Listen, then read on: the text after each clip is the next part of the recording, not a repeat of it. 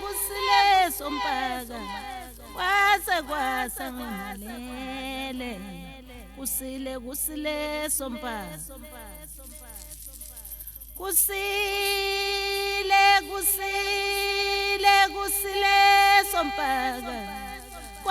kwasa ngalele kusile sompaka kwasa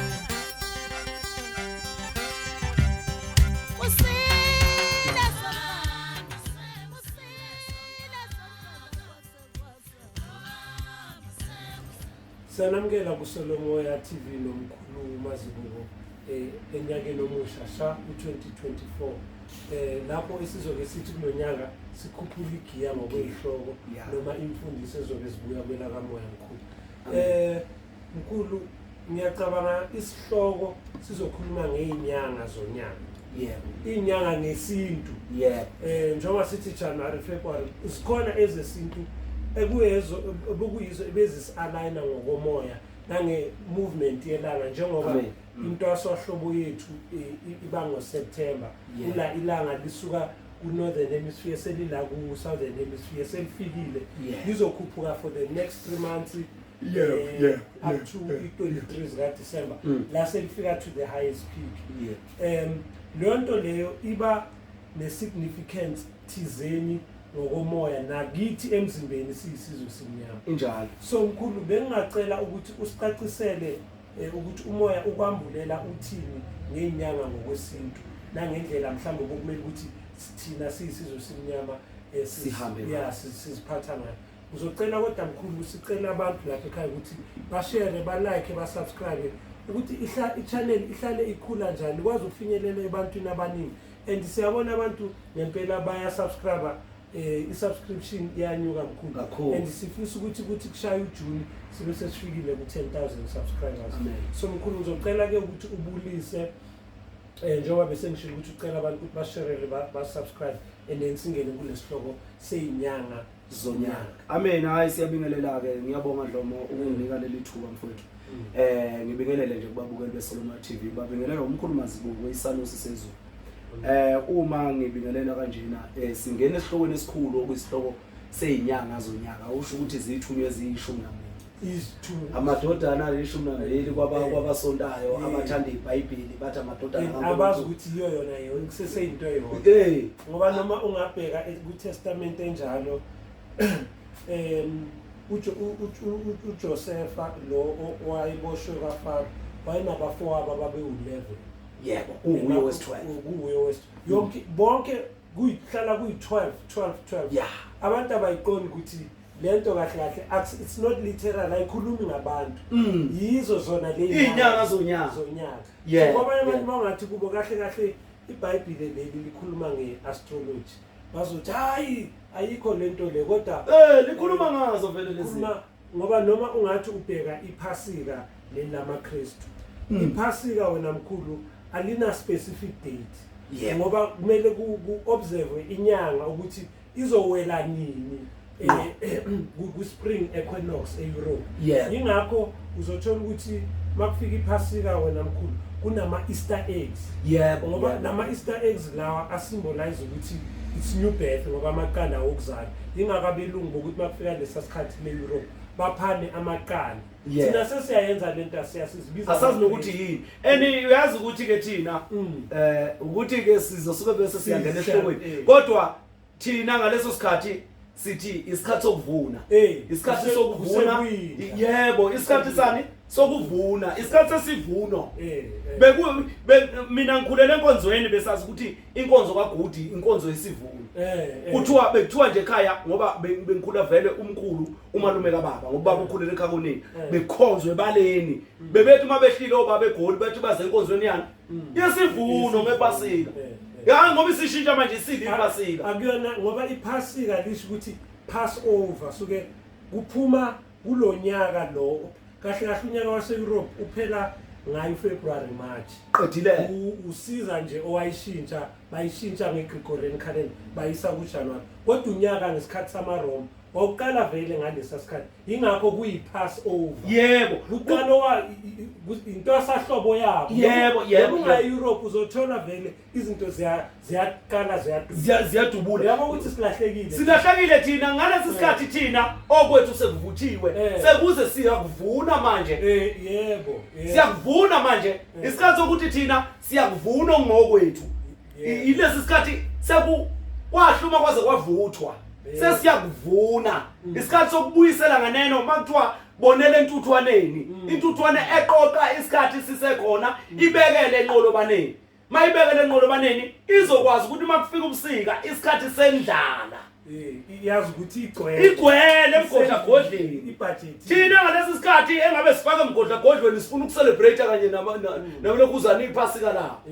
yingakho mina ngizo-challenge amaKristu ukuthi mawangitshela ukuthi yindaba iphasika lingena-date eyi-1 eqondile ayikho because kumele ku-observe i-movement yenyanga ayifani ngeminyaka uyazi inkinga yabo yini idlomo enkulu ukuthi thina abantu abamnyama siyathanda ukucaphuna okwabezizwe sikuhlanganise nokwethu into eyenza ukuthi ubone ngathi i-date ayihlali ibe iyona ukuthi thina abantu abamnyama asinazi isikhathi asinawo ama-date thina sazi ukushona kwelanga ukuthamba amakwalo sekusebusuku ukuthatha kokusa ini ondonsa kusa inkanyezi lezi ngokuhlukana besibuka imvelo thina bese sibona ukuthi ukuhambisa kwemvelo sekuyisikhathi esiwukuthi manje ngokuhamba kokushintsha kwezinto zemvelo ngoba yiyo le nto siyikhuluma kwenye ivideo eyedlulileyo ukuthi kunokukhanya nobumnyama ayikho into engenayo opposite yayo iqiniso ayikho into engenayo opposite yayo izinto zibe nebalance yebo sine winter sine summer sine spring sine autumn yebo njengoba ukuthi ayikho into engenayo i-opposite yayo besize lapho kahle kahle size kuleya video edlule size sisilokuzana yebo besikahle sifuna ukucacisa ukuthi kunokukhanya nobumnyama uma kukhona ilanga kunonyezi noma kunenyanga angithi uyabona okusho ukuthi lokhu kukhanya ebusuku lokhu kukhanya emini uyayibona so manje kufanele ukuthi ukucacele ukuthi uma sinenyanga eziwu6 erepresenta into asahlobo nehlobo sinenyanga eziwu6 erepresenta inkwindla nobusika nje angithi uyayibona okusho ukuthi ku6 ngapha kube u6 ngapha ibalance uyayibona so manje kufanele ukuthi siqonde leyo nto leyo bese sibheka thina ukuthi thina besibukani ukuze sishikhathi nokwedlula kwezinto ukuthi inini umntwana wazalwa ngalesikhathi kunemvula enkulu oDomoyi obani impi kaMfecana kwakunjani njani mina ngazalwa ngempi kaMfecana uyabona izinto lezo ezikutshela ukuthi umuntu omnyama kanasi isikhathi yiyo into esiphambanisa nemvelo esiphambanisa noNkulunkulu bethu leyo ukuthi thina sifuna ukuthi yonke into uma kuneyesintu bese siyimatanisa neyabelungu and manje uthola ukuthi uNkulunkulu bethu mabeza besihlangabeza thina siyale ngoba silandele siflathela bona mase siqala sesishayekile lapha emumva sesiyaqala siyabuya nabo sebesiflathele bahambile babuyele emumva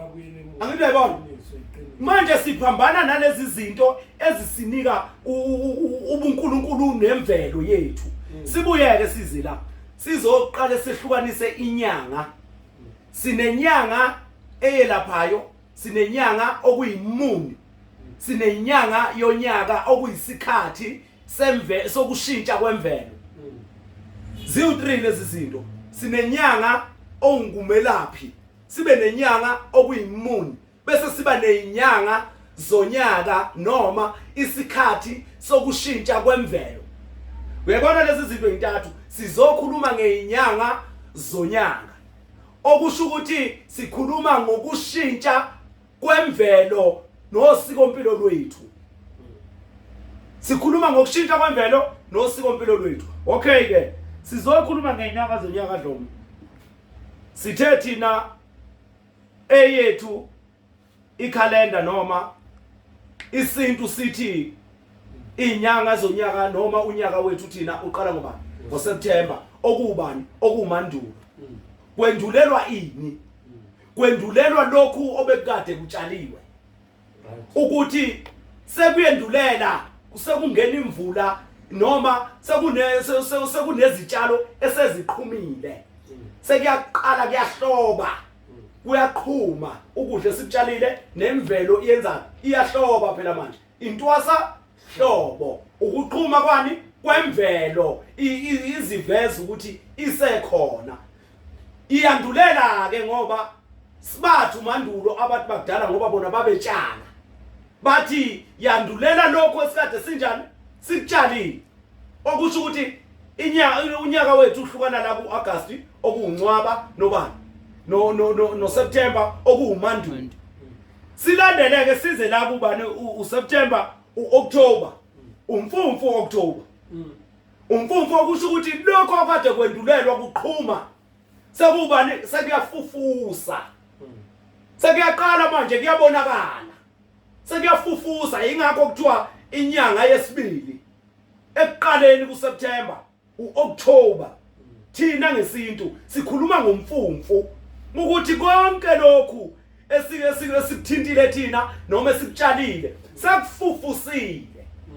sibuye size kubani uNovember angithi uOctober November sibuye size kuNovember uNovember inyanga yesithathu angithi ushilo wathi wena kunenyanga ezintathu lapha ilanga lenza ukuthi mazithi September selehlile lapha ku Northern Hemisphere sokuyaqala yakhanya futhi mangaye for example eBritain maphela October isikhathi siyashintsha ngoba sokuqala ekukhanya kakhulu ngoba ngithi thina ilanga lasuke sesilishile likhuphukile liya phezulu yilento ama Egyptian bewathi ura ubaba ukhuphukile uyokhanyisa phezulu seke shiya thina ngobumnyama ama sorry uzothina ngoSeptember kuyaqala khanya kakhulu yebo ubuyile eEurope kuyaqala ubuyile yebo ubuyile ubaba sekubamnyama ubuyile yebo siyakubanika kulokuza kuNovember manje October September October November besachaza kulo 3 months ukuthi kwenzakalani elangeni noma kubaba okuyena umnikazi wokulawula imvelo ngoba uyena phela olawula imvelo uma kukhanya ilanga kakhulu lapha kuyashintsha kube khona amafu in kunimvula makunimvula uyaqhuma umama phansi manje okuyi mother nature okuyizitshalo nazo zonke imvelo ukuqhakaza wona ingakho abantu besifazane bebizwa ngeimbali zezwe ngoba baqhakaza njengehlanga baqhakaza njengehlanga bayahloba yebo into asahloba yebo okay ke sibuye ke size lapha kuLwazi okuNovember lapho izinto seziziqhayisa izinto sewuthola inyoni obekade zingekho sekuvela lezi inyoni eziyellow inyoni eziorange inyoni ezishintsha amakhalazi imvelo isiyaziqhayisa kade ifufusile yahluma yenza yonke into manje siyaziqhayisa enye isikhipha amafruit isikhipha amafruit ihlahla ikhipha amafruit ikhipha imbali engenawo amafruit zikhipha imbali nembewu nazo zonke izinto kuyaqhuma manje yini le yana kwangathi kuli orange lokho kodwa manje anguthola ukuthi kusihlahla sini ubone kusasa hawu sekuyimbali yelo isiqhumile ithele ilapha izinto zikwazi ukuyiqhayisa lapha imvelo nathi sesiqala manje siyakhumula kuyashisa sesihamba ngamavesi imvula lapho iyana kakhulu imvula iyana sikhumulile kuyashisa manje kuyaqala manje bese kuthiwa uzibandlela ubani uDisemba sekuzibandlela uDisemba mase uzibandlela uDisemba sekuyakutshela ukuthi hayibo ingani lento isikhule yazi yenene isikhule yazi yenela isingakwazi ukuthi makuzitshalo zasengadini isingakwazi ukukhipha izidlo lokho kugudla izidlo lezi esizozidla phela manje isiyenze njani isivala indlela isikhule ngokwanele ekuphakameni kwayo isikhule yazi yagcina ingakho kuzibandlela isikhule yazi yagcina ayisayi kwelinye izinga manje isingakwazi ukuthi manje isikhipha izidlo isikhipha izitshalo manje ziyaqala manje ezinye seyivuthiwe sesiyakwazi ukuthi siyisinge siyibone siya lapha kuJanuary mabethu masingana sesiyakwazi ukusinga ukuthi ikuphi esingakhetha kuloko ikuphi osekuvuthiwe uyabona izinto ezinjalo esizama ukuthi siyicacise lo ukuthi sisuke kuSeptember sakuOctober sakuNovember sikuDecember siyongena kuJanuary manje osekuzosala inyanga yodwa sekuzosala inyanga yodwa uma bethi uJanuary umasingana siyamangala manje owamanje uJanuary unethisa imvula ngoba ukwazi ukusinga imvula usinga ngoba kunani kunelanga mawusinga uthi usukusinga ngoba kunani kunelanga ukuthi leyanto ukwazi ukuyibona kahle lingakuphandla ilanga lingakuxhophi ukwazi ukuyibonisisa kahle leyanto okusho ukuthi sesisinga lokudla osekuhlumile ukuthi kuphi sesingakuthola sikudle isikhathi sokupheka amagcefe lo mbili osuthola lapha enandusi lo ngathi uthambile yebo ilombila omila ngoJanuary lowo ohamba sebenza izinkwa zombili ogogo bahamba bephethe imbenge zabo lapha baphosa khona lezi ikhwebu esezisingile njengoba kuthi uJanuary yini umasingana sesisingile lezi lokuzana lezi ikhwebu ukuthi hayi lezi sesikwazi ukukhetha manje ukuthi hayi lezi sesingakhona ukuthi sizidle seyiqala ukuthi zivuthwe baze lo mbila lo bawuhulule ngomese ngoba usuke umbila wakhona ulokuzana uthambile ungakhona ukuhululeka bawusike ngomese kahle abanye bawukhiphe ngomese kanje bawukhiphe ngomese kanjena bawusike ngomese kahle balithi ihleze ilokuzana isikhwebu sombili basithi ilapha esikhetha khona esingakudla okuthambileyo bagayeke umncaba izinkwa zombila nakho konke futhi lo mbila lowo othambileyo uthi mawugaya ukhipha ubisi umhlobo ukhipha ubisi into emhlophe uketsheze lo lumhlophe lokho kuyistashi ukhipha istashi kahle ukhipha istashi sesiyakhetha lapho siyakhetha lapho okusho ukuthi siqale kumandulo lapho kwandulelwa okuSeptember umandulo okwandulelwa izimo ezithile noma izitshalo zethu sibuye siza kubani kumfumfu okufufusayo nokuseqala kukhula size kulwezi lapha sekuhlobile sekubona sebaqala abantu bahamba ngembambe mina ngiyajima ini ya bafaka amavesta baveza umzimba bafeza amathatu abanye kuyahloba isikhathi sani sokuzikhayisa kwemvelo lapha iqala ikhuluphala inkomo ikhuluphala imbuzi ilwane ehlane ziqala zithola umzimba zifutheka ubani lowo ulwezi okuNovember bese kuthi sekukhule ngokwanele sekuzibandlela okuDecember sibe nomasingana lo ade siuchaza manje okuyisikhathi sokusinga nokuhlunga nokukhetha izinto ezithile okuyizona esingakhona ukuthi zisiphilise siphinde sizidle bese siya kubani ke manje siya kuFebruary okubani okunhlolanje alright uFebruary inyanga yokugcina kuyi spring nesummer spring and summer sesilanda lento abathi autumn yebo inyanga yokugcina ubani uFebruary kulezi inyanga engaki eziwu6 masiqale kubani uSeptember inyanga yokugcina le uMarch angithi uFebruary okay September October November December January February yebo inyanga yokugcina kulezi inyanga ezingaki eziwu6 sithi ba unhlolanja kungani kuthiwa unhlolanja ukuthi bengifuna ukuthi siujulele size sibuye lapha mabethi abelungu inyanga yothando bebuya bezothi iValentine ukuthi babebulalane ngokwesintu okay athi nizake ngizwe ke babebulalane ngokwesintu hayi sizochaza nje inyanga bese siyenza ihloko esinye lena yothando nani nesintu neValentine nesilu ukuthi kuza kanjani ukuthi shift lento isigcinisa yini into yothando babuye uSeptember bazobiza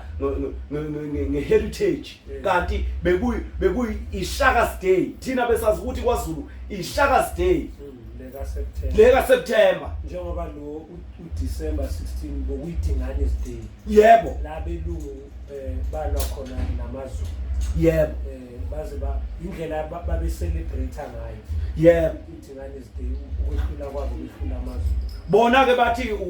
iChristmas. Okay. Angithi hayi njalo uthi 25 lo. Ubushi 16 zika December ngithi kahle kahle idingane day. Yebo. Ma celebrate i16 si celebrate ukwehlula kwethu kahle futhi ngabe siyalila. Yebo kumele ukuthi siyalila ngiza lapho mkhulu singaphumi esikhulekweni. Okay sibuye lapha na kuNhlolanja. kuNhlolanja sibona izinja seyiqala ilandelana ziphingana. Sichaza generally asijulanga ngakho ngoba sizongena kukho mase sijula sesilandela nemigubho ukuthi kwagujwane kwakwenzwani bakushintsha belungu benzani. Siza lapha ke kuFebruary uFebruary kuthi uNhlolanja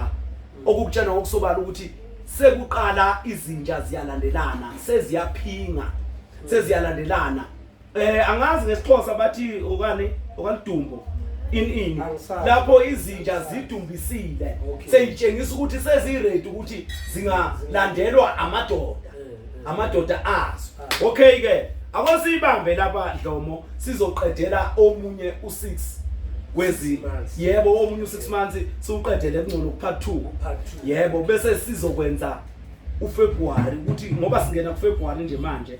kuzi 4-5 obani kuzi 4-5 namhlanje sifuna ukungena kuyo lenyanga asebetha belungu inyanga yothando bese sichaza mhlawumbe izoba part 3. Okay kodwa ke akwesibambe lapha bathi Saint Valentine. Yeah kodwa ke mkhulu into engizofisa ke ukuthi siyenze njengoba uzicacisa lenyanga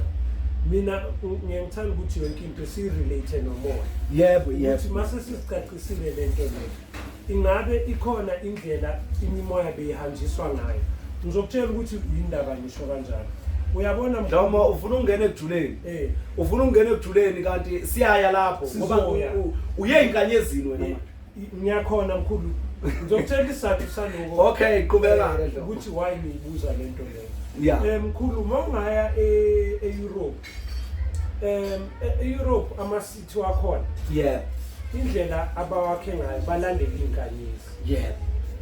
Futhi mangaya kuma-cities wase-Europe I challenge anyone aye eEurope abheke ama-city lawa ase-Europe mkhulu awanayo lento okuthiwa i-skyscrapers. Skyscraper lamabhilidi ayaphezulu afana nabo-New York nabo-Tokyo noma la ikhona. Ama-city ase-Europe akhiwe njengamathempeli most yawo. Kunesizathu soyikhuluma ngenilanga ngoba abantu abamnyama babawakhela ama-city. Kodwa indlela akhiwe ngayo alana nenkanyezi sizothi umzekelo wena mkhulu makuyilento esizothi eEurope spring equinox lese senzeka ngo March April. Ilanga ngendlela elihamba ngayo kukhona la elizonqamana nestrata thizeni. Let's say masithi eLondon sizothatha le ndaba athi Piccadilly Circus uzothola ukuthi ngomhla ka21 kuMarch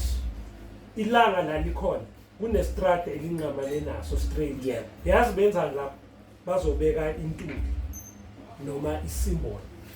ucommemorate noma ukukhumbula ukuthi lento kukhona ekushoyo enkanyezini. Babe uyazi ukuthi laba bantu sizoyikhuluma kodwa ngilila bahlakaniphile ngoba bathatha lento yesintu bayenze yabo sizobuya sizichaze. Yazi indaba ibalekile lento namkhulu. Ibaleke kulento yemimoya